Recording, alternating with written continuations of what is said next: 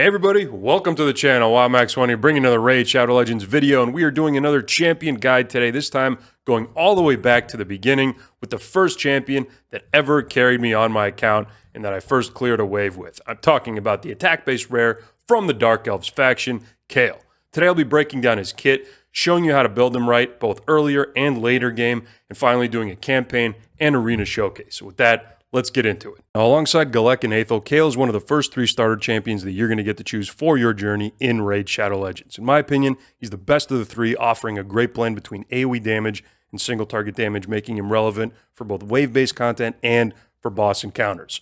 Early game, he's a great candidate to be your campaign farmer, and then later game, he retains his relevance at places like Faction Wars, Doom Tower, and Cursed City conditional stages. So with that, let's take a look at his kit. Starting with his A1, Dark Bolt. Attacks one enemy, has an 80 booking up to 100% chance of placing a small poison debuff for 2 turns. Now this is really good, especially when you start getting to places like Clan Boss, where the HP pools are going to be getting much higher, and you're going to be getting more value out of that poison damage. Poison is one of the first ways that you can really do meaningful damage to some of the bosses in the game, considering that early on you're not going to have a lot of great gear, so this is a great A1.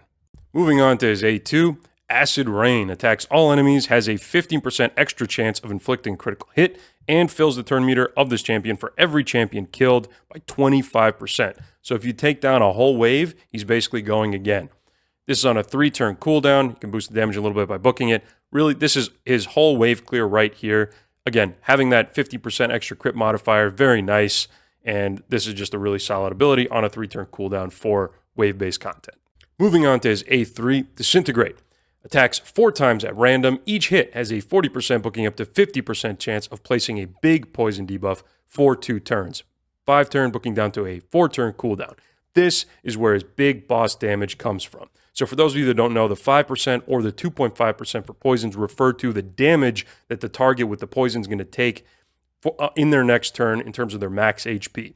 So if all 4 of these debuffs land on the same target, that target will take 20% of their max HP and damage on their next turn, and then 20% again because of the 2 turns on the poison. Now, some bosses do have a cap on the damage that you can get from poisons, but in wave-based content, there is no cap. So this is really great. This is where a lot of his early game damage in places like Clan Boss is going to be coming from. As mentioned before, you got your A2 for your waves, and you got your A1 and your A3 for the big boss damage. Moving on to his aura, we've got 15% ally HP in all battles. Really solid. Early game, you're going to be focusing on surviving a lot. And again, the longer he survives, the more poison he can deliver to bosses especially. So this synergizes nicely with his kit and early game especially. Looking now at his total stats, we see 13.7k HP, really good for a rare damage dealer. 1200 attack as an attack-based champion. That's exactly where you want to see a high number. Over 900 defense for a rare. That's very solid. And over 103 speed is really good for a rare. It's even good for some epics and competitive with a lot of legendaries. So great stats right there for Kael. And he even has a little bit of a crit damage modifier. All good things for a damage dealer. Now, in terms of stats that you want to prioritize on Kael for your builds. Early game, all you want to do is make sure he has enough accuracy to land his poisons, has a 100% crit rate so that he can actually do some meaningful wave clear, and that he has enough speed for whatever content you're going to be running. So speed boots, accuracy banner, crit gloves, and you will be well on your way to having a successful Kael early game. Now later game, when you're bringing out your Kael again for conditional stages in like Cursed City, for example, or in secret rooms in the Doom Tower, I tend to drop accuracy altogether, because poisons are not going to be the primary means of damage. And in that case, I make sure he has enough speed for whatever content that I'm running, 100% crit rate, and then I just absolutely jack up the attack and crit damage to make sure that he does as much damage as possible. So with that, let's take a look at the builds. So for this build section, the first thing we're going to do is go over an earlier game Kael. I actually have Kael here in some of my initial gear that I've had him in since the very beginning of my account, and we're going to talk about some of the best sets and best options for building him. So since Kael is going to be most likely your first level 60 champion, he's going to be really great as a campaign farmer, and for campaign farming, one of the best things you can do for him in terms of sets is throw him in a lifesteal set. So this way he's going to be dealing damage, staying alive, and making sure that your champions that are with him are then able to soak up the XP that he's going to be doing by basically solo clearing levels in the campaign. Now, if you can't put together a lifesteal set for your Kael right away, no big deal. Just put him in some HP or attack or speed sets. That's going to be really good on him as well. We won't go over Relic or Blessing yet, as this is just focused on early game Kael, but we will in the next build that I'm going to show. So for Masteries, for your early game Kael, again, if you get all the way up to it, War Master, it's really good for dealing extra damage to bosses. This, along with his poisons, is going to be pretty much all you need for damage from Kael. I really like putting him in Life Drinker as well. This helps and synergizes nicely with a lifesteal set. So in case he is taking some damage while you're using him as your campaign farmer, he's going to keep himself alive using this and the set. For secondary tree, coming down, picking up Master Hexer for more poison. Duration on his A3 and A1 is really nice. And then coming in here and picking up Sniper is going to ensure that he's got a 55% chance of landing a big poison with his A3 instead of just a 50% chance. For total stats on my early game Kael, now I do realize I have maxed out Faction Guardians here. We've got some affinity bonuses in play, classic arena bonuses, and a 3-star blessing. Take all that out of the equation. However, don't worry about these exact stats right here. The 3 that you need to prioritize are speed, enough for whatever you're running, 100% crit rate, just to make sure he's doing some respectable damage with his A2, and then enough accuracy to land his poisons in whatever you're running.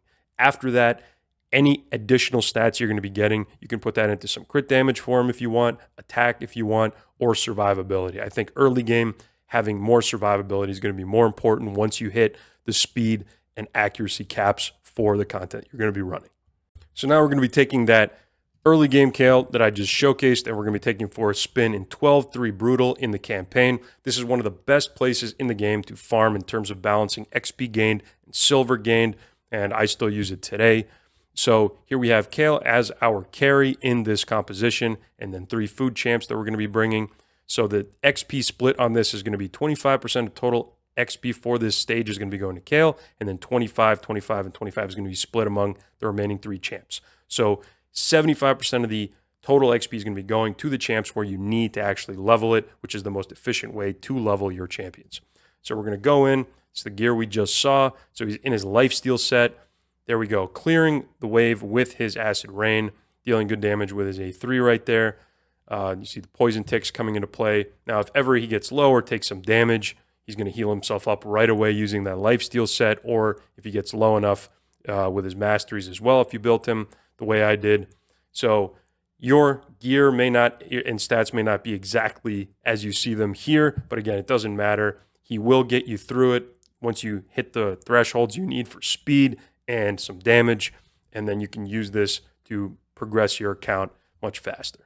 So what we just saw was an example of an earlier game Kael and what they're going to be focused on in terms of build and in terms of roles in the game as a campaign farmer, for example. This, however, is a late game Kael. This Kael is built purely for damage, no longer focusing on accuracy as a stat, no longer worried about poisons. This is all about getting the most damage out of that A2 and that A3 and using as much attack, crit damage, and 100% crit rate, and speed as you need to clear the content you're going to be going for.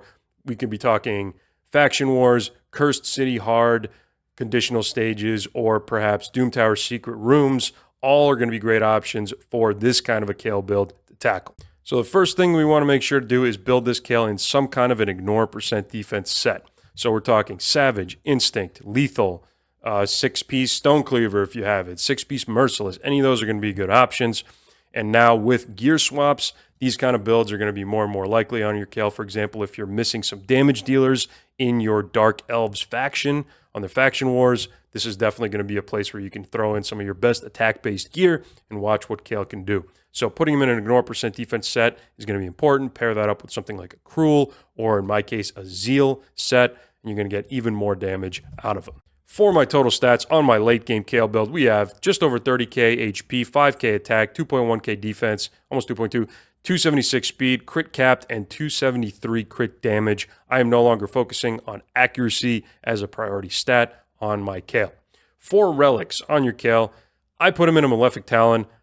It's expensive to move relics around, so if you want to, if you have a higher end one, like for example a Cat's Gaze or something like that, you can absolutely put that as your Kael's relic if you're going to be trying to clear a specific stage. But Malefic Talon is a nice budget option, giving him some HP, some crit damage, and a chance at a damage proc.